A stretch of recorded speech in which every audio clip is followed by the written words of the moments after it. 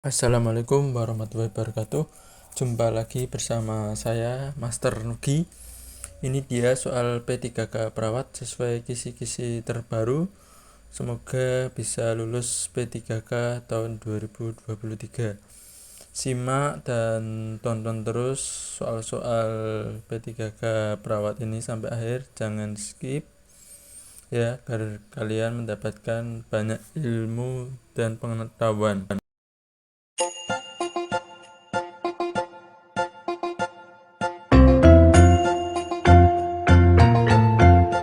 A few moments later. Soal yang pertama, Bu Dewi baru saja melahirkan seorang bayi yang berusia kurang dari 24 jam.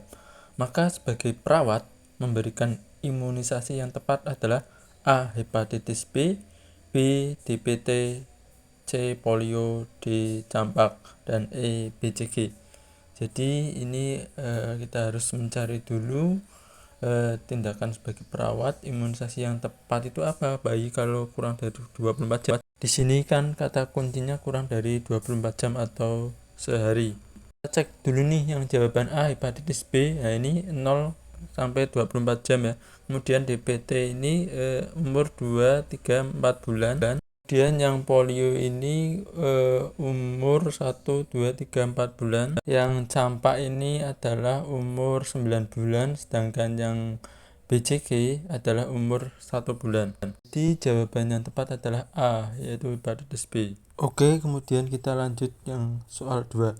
Pak Danang memiliki anak yang berusia 2,5 tahun dirawat di Rumah Sakit Bunda Kasih karena menderita diare sejak 4 jam yang lalu dengan bibir mengering dan suhu badan mencapai 38,2 derajat Celcius. Ani notabene sebagai perawat akan memasang infus, namun anaknya Pak Danang tidak mau dan malah menangis karena ketakutan. Tindakan yang dapat dilakukan oleh Ani adalah A. Meminta Pak Danang untuk memegangi anaknya. B. Tetap memasang infus dengan kondisi anak menangis. C. Meminta anak untuk diam. D. Melakukan demonstrasi pemasangan infus dengan mainan.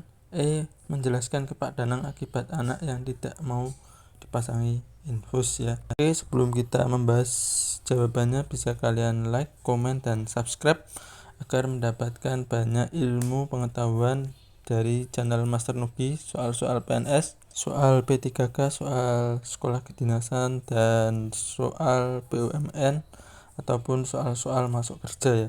Ini juga termasuk kelompok soal teknis ya. Dari jawaban A ini meminta Pak Danang untuk memegangi anaknya, ini bukan karena tindakan paksaan ya, karena memang anak menangis itu bagaimana cara yang tepat.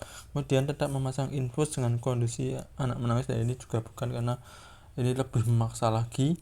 Kemudian meminta anak untuk diam, ini juga bukan ya, karena tindakan memarahi ya.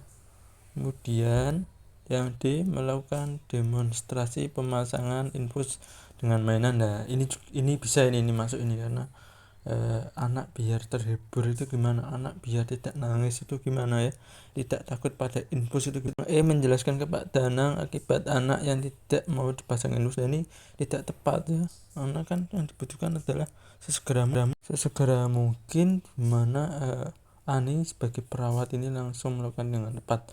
Jadi jawaban yang tepat adalah D, yaitu melakukan demonstrasi pemasangan infus dengan mainan. Lanjut ke soal nomor 3.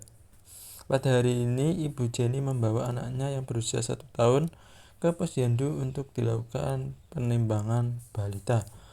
Roni sebagai petugas di posyandu tersebut untuk melakukan penimbangan seharusnya di meja nomor A1, B2, C3, D4, dan E5. Jadi sini kata kuncinya adalah menimbang ya, melakukan penimbangan. Di meja yang mana? Nah, ini kita bahas dulu. Yang satu ini biasanya untuk pendaftaran ya, pendaftaran identitas. Yang kedua ini, nah ini untuk nimbang ya. Kemudian yang ketiga ini untuk pengisian KMS ya. Yang keempat ini untuk penyuluhan. Dan yang kelima ini adalah untuk kesehatan seperti imunisasi, pemberian vitamin. Nah, maka yang 1 sampai 4 ini biasanya dilakukan oleh petugas posyandu. Kemudian yang kesehatan ya, petugas Fakultas Kesehatan. Jadi jawaban yang tepat adalah B ya, di meja nomor 2.